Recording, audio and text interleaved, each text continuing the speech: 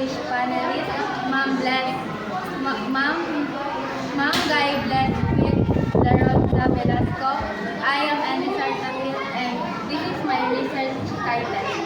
Preventive Measure and Intervention to Reduce Vandalism in Grade 10 Students. Chapter 1, Introduction. Background of study. Vandalism is a widespread issue that disrupts learning environment, increases school maintenance costs, and negatively impacts the sense of safety and pride among students and staff.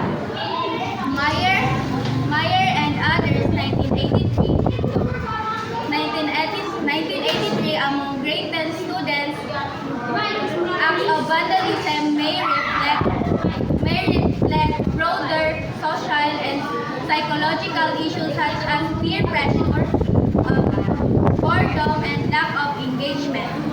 Parker A. Richmond, 1994, school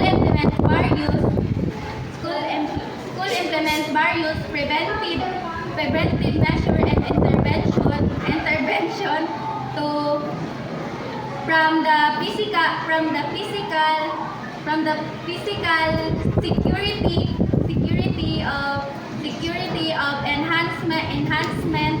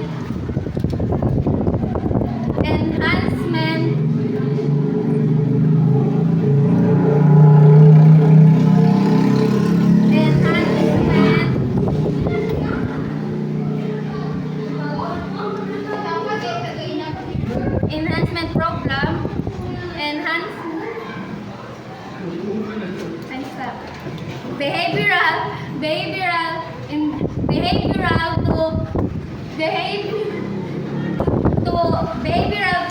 program, behavioral programs to address vandalism and inequality underlying causes. Vandal Stop 2025. These studies explore effectiveness strategies to reduce vandalism in grade 10 population. Statement of problem. Number 1. What are the common forms of vandalism exhibited by grade 10 students? Number 2.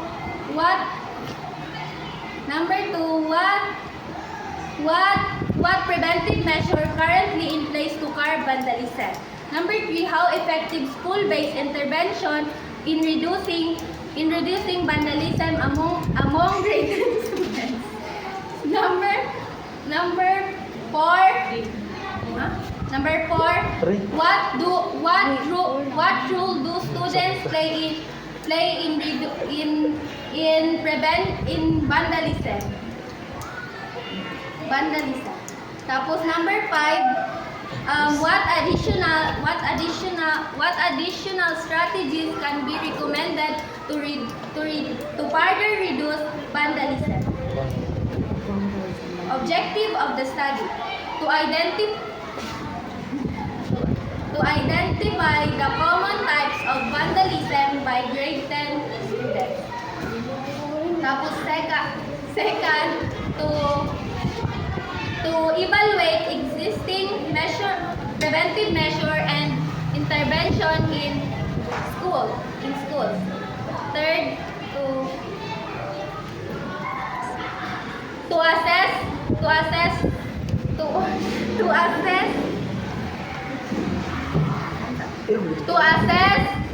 the effectiveness of this measure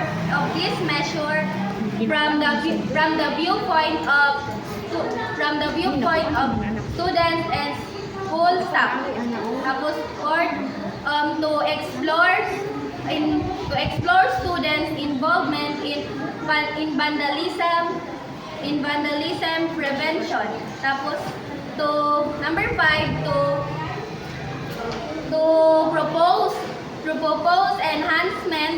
to propose enhancement strategies for vandalism reduction of the studies. This research aids school administrators, teachers, and policymakers in understanding the effectiveness of vandalism control vandalism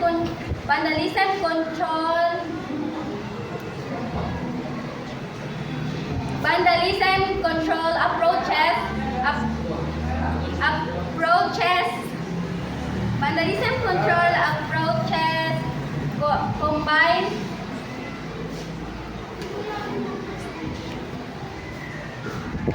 scope, delimitation, and Delimitation lagi to. This study focuses on grade 10 students.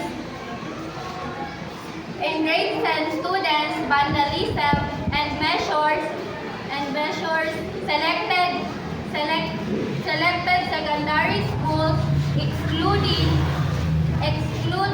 other grade level and other grade level non-school settings. Tapos, and chapter 2, review literature. Is costly, a social problem linked to students' dissatisfaction and delinquency. School connectedness. Meyer and others 1983. Meyer and others 1983. Measures, physical measures such as vandalism resistance, picture lightning, and surveillance camera has been proven to reduce opportunities for vandalism. Bandang Stop 2025. Bandang Stop 2025. Pregnani kalagot ang nagkumot-kumot sa buhok. Bandang Stop 2025. Behavioral intervention and counseling, peer-led respect campaign, and students' involvement in school beautification, foster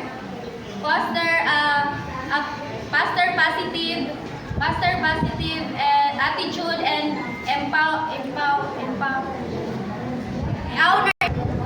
ownership methodology.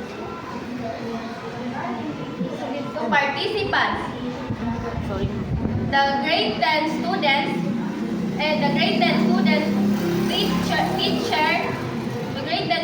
teacher security and school security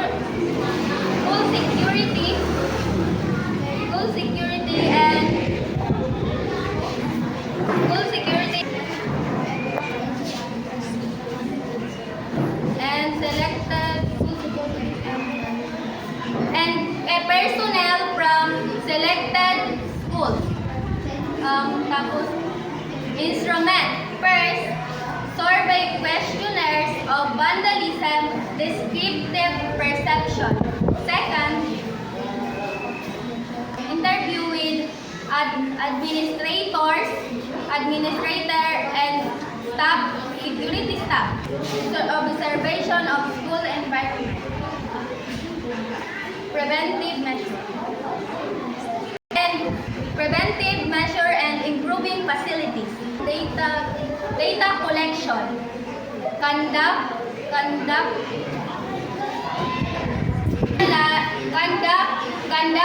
interviews, review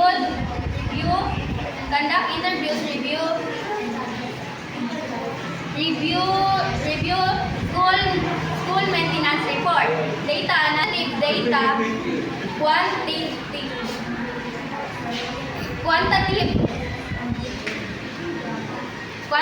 data, analyze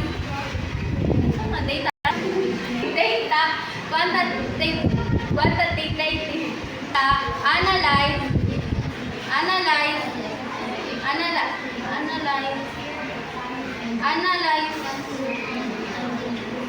and inferential statistics, quantitative data, under one thematic coding. Chapter Chapter 4. Discuss and discussion. The findings of the findings in graffiti writing and property damage and property from vandalism prevalent as among grade 10 students. Physical measures, CCTV and lighting,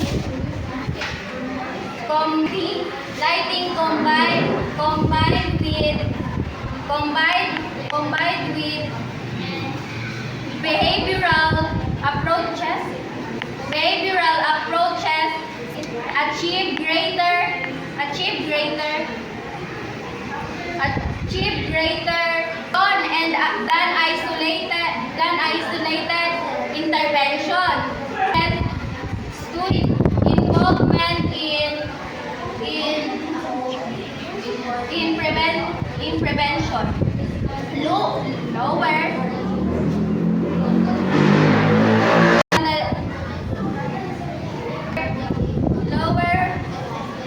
I correlate with rates including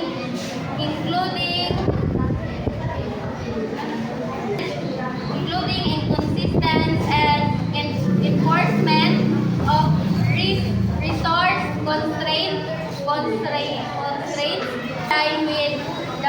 align with prior studies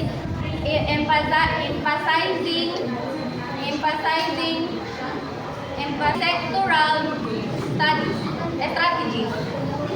Conclusion and recommendation. Effective vandalism prevention requires comprehensive training, environmental studies and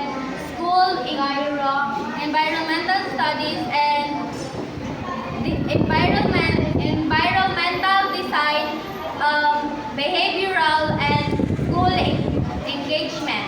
School should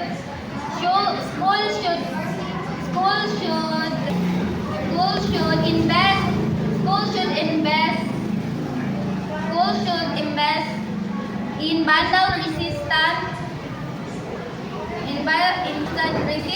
infrastructure, rapid repairs offer skilling and empower students in stewards of their environmental policy and support and